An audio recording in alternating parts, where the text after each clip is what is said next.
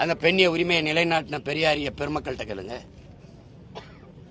அண்ணா பல்கலைக்கழகத்தில் படிக்க போன பல்கலைக்கழக வளாகத்துக்குள்ள ஒரு பிள்ளைக்கு பாதுகாப்பு இல்லை.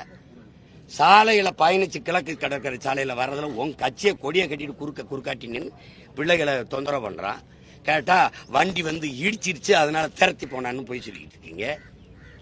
கூட்டு பாலியல் வன்கொடுமை நடந்தது பொள்ளாச்சியில. அங்க வந்தால் விசாரிச்சு நீதியை நிலைநாட்டும். நீ ஏன் நாட்டல? தூத்துக்குடியில போட்டியிட்டுல 2 முறை எம்பி ஆயிருக்கீல.